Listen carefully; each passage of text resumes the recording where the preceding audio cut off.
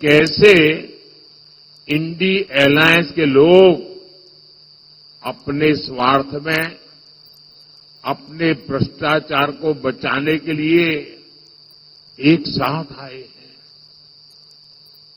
और इसलिए खबरें यही है कि पहले चरण में वोटर्स ने इंडी अलायंस को पूरी तरह नकार दिया है, क्योंकि मतदाता जब मतदान करने जाता है सोचता है भाई ये इंडी अलायंस वालों आखिर देश किसके हाथ में सौंपना है, कोई तो चेहरा बताओ, इतना बड़ा देश हम किसको सुपुर्द करें, कुछ तो बताओ। वो बता ही नहीं पा रहे हैं।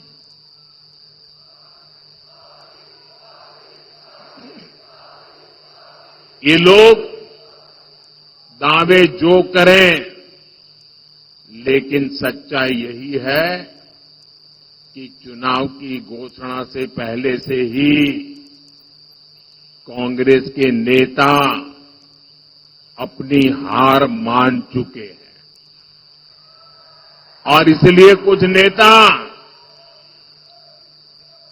जो लगातार लोकसभा में जीत करके आते थे, इस बार आपने देखा है वो लोकसभा का चुनाव छोड़ करके राज्यसभा के रास्ते से अंदर जाके बैठ गए हैं। चुनाव लड़ने की हिम्मत नहीं रही है जी। हालात ये है कि इंडी अलायंस वालों को इस चुनाव में लड़ने के लिए उम्मीदवार तक नहीं मिल रहे हैं। ज्यादातर सीटों पर इनके नेता प्रचार ही नहीं करने जा रहे हैं।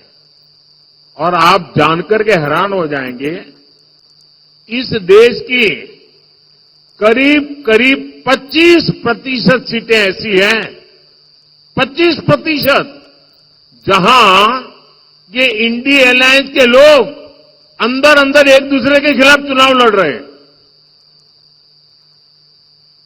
अब वो किस प्रकार की बातें करते हैं जी, कोई कल्पना कर सकता है, चलो भाई एक आध दो में गड़बड़ हो जाए वो तो समझ सकते हैं। 25% सीटें ऐसी है इस देश के लोकसभा की जिसमें ये जो अपने आप का गठबंधन का क्लेम करते हैं वो आपस में चुनाव लड़ रहे हैं, आपस में एक दूसरे को जेल में डालने की बातें कर रहे हैं, आपस में एक दूसरे पर आरोप लगा रहे हैं।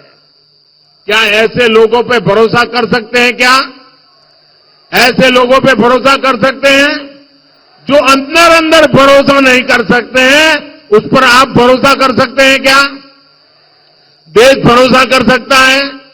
जो आज साथ होने के बाद भी 25% सीटों पर लड़ते हैं, तो अगर उनको थोड़ी सीटें पार्लियामेंट में मिल गई तो अंदर भी वो तूफान करेंगे। और इसलिए इस चुनाव में इनको सबक सिखाना बहुत जरूरी है भाइयों। और देखिए, कांग्रेस के जो शाहजादे हैं उन्हें भी वायनाड में संकट दिख रहा है।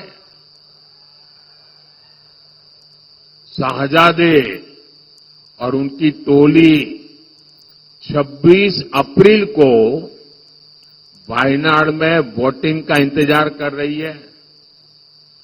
जैसे ही 26 को वायनाड में वोटिंग पूरा हो जाएगा, ये शाहजादे के लिए एक और सुरक्षित सीट घोषित कर देंगे और कहीं और से फिर से लड़ाना पड़ेगा उनको।